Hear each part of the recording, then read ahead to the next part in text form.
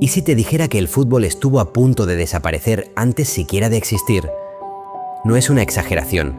El deporte más popular del planeta fue prohibido por un rey. Se jugó sin reglas durante siglos y en sus orígenes más remotos estuvo ligado a rituales religiosos y contextos militares. Hoy llena estadios, mueve miles de millones y genera debates infinitos, pero su historia real es bastante más cruda y mucho más interesante. Vamos a recorrerla desde el principio, sin mitos repetidos, sin adornos innecesarios. Cuando pensamos en el origen del fútbol, casi todo el mundo mira a Inglaterra. Y es lógico, allí se redactaron las reglas que dieron forma al juego moderno, pero la idea de competir en equipo para llevar una pelota hasta un objetivo común es muchísimo más antigua. Nos vamos primero a Mesoamérica, alrededor del 1400 a.C. Allí se practicaba el llamado juego de pelota. No era un simple entretenimiento, era un acto ceremonial. Se utilizaba una pelota de caucho macizo y el objetivo era hacerla pasar por un aro de piedra colocado en altura. Los jugadores golpeaban la pelota con la cadera y el partido formaba parte de rituales públicos con fuerte carga simbólica.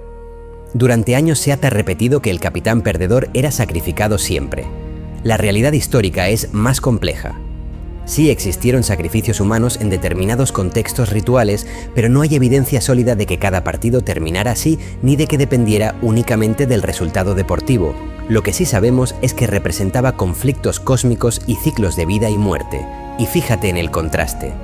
Mientras en América el juego tenía un componente espiritual, en China empezó a desarrollarse algo mucho más parecido a un deporte organizado. El Cuyu, practicado hace más de 2000 años, consistía en patear una pelota de cuero hacia una pequeña apertura en una red, sin usar las manos, con equipos, con reglas. Por eso la FIFA reconoció oficialmente al Cuyu como el antecedente más antiguo del fútbol organizado. Aquí el fútbol empieza a parecerse al fútbol. Por cierto, si te gusta este tipo de vídeos donde vamos al origen real de las cosas, con contexto y sin repetir mitos fáciles, suscríbete, porque vamos a seguir explorando historias del deporte con este mismo enfoque. Seguimos. En la antigua Grecia existió el episkiros, un juego de equipo que permitía manos y pies. Los romanos adoptaron una versión llamada harpastum, conocida por su dureza física, y cuando el Imperio Romano se expandió por Europa, también lo hicieron sus juegos. Ahora, imagina esto: Inglaterra, Edad Media, no hay estadios, no hay árbitros, no hay límite claro de jugadores, dos pueblos enfrentados, una pelota y una meta que podía estar a kilómetros de distancia. Eso era el llamado mob fútbol. Podían participar decenas o incluso cientos de personas. El partido atravesaba campos, ríos y calles. Apenas había reglas y muchas veces terminaba con heridos graves, tanto que en 1331 el rey Eduardo III de Inglaterra decidió prohibirlo. No solo por violento, sino porque distraía a los hombres del entrenamiento militar con el arco largo, fundamental en plena guerra de los 100 años. Aquí el fútbol casi desaparece. Pero no desapareció. Se siguió jugando de forma informal durante siglos, prohibido en algunos periodos, tolerado en otros, siempre presente en la cultura popular, hasta que llegó el siglo XIX y todo cambió. En los colegios británicos se practicaban diferentes versiones del juego. Cada escuela tenía su reglamento. En algunas se podía correr con el balón en la mano, en otras estaba prohibido, en algunas el contacto era extremo, en otras intentaban limitarlo. Era un caos reglamentario. En 1848 se redactaron las llamadas Reglas de Cambridge, uno de los primeros intentos serios de unificación. No fueron definitivas, pero marcaron una dirección clara, y entonces llega el momento decisivo. En 1863, representantes de varios clubes se reunieron en Londres para crear un reglamento común. La gran discusión era si se debía permitir correr con el balón en la mano. La decisión final dividió el deporte en dos caminos distintos. Se prohibió correr con el balón en la mano. Ahí nace el fútbol moderno y ahí se separa definitivamente del rugby. De esa reunión surge la Football Association, la FA, con 14 reglas iniciales.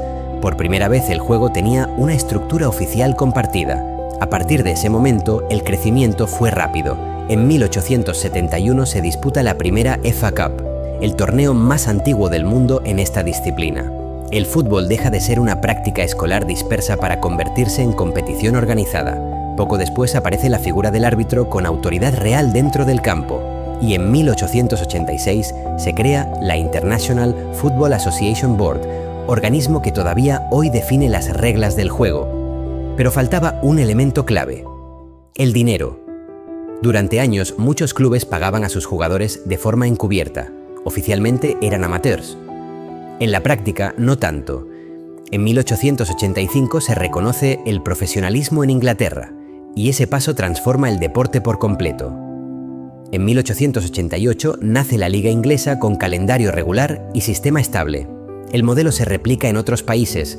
El fútbol se expande por Europa y Sudamérica con una rapidez sorprendente, y entonces llega el salto global. En 1904 se funda en París la FIFA, con 6 federaciones. Su objetivo era coordinar el crecimiento internacional del deporte. Nadie imaginaba que acabaría siendo la institución deportiva más influyente del planeta. El fútbol entra en los Juegos Olímpicos y en 1930 se celebra la primera Copa del Mundo en Uruguay. A partir de ahí, el deporte se convierte en fenómeno cultural global. Durante el siglo XX evoluciona tácticamente, se profesionalizan los entrenamientos, crecen los estadios, llegan las retransmisiones televisivas y décadas más tarde, la tecnología como el VAR. Pero aquí está lo interesante. A pesar de todos los cambios, la estructura básica no ha variado desde 1863. Un campo, 2 porterías, 11 jugadores por equipo, un balón que no se puede tocar con la mano. Eso es todo. Lo que empezó como ritual, entrenamiento militar o fiesta medieval terminó convirtiéndose en el lenguaje universal del deporte. Y quizá esa simplicidad sea la clave de su éxito, porque no importa el idioma, el país o la cultura. Cualquiera entiende lo que significa un gol en el último minuto. El fútbol sobrevivió a prohibiciones reales, sobrevivió a la violencia medieval, sobrevivió a intentos de regulación fallidos y hoy es el fenómeno deportivo más global del planeta. Si te ha gustado este recorrido por el origen real del fútbol, suscríbete al canal, porque en el próximo vídeo vamos a entrar en cómo los primeros mundiales cambiaron no solo el deporte, sino también la política internacional. Y esa historia es incluso más sorprendente. Nos vemos en el siguiente.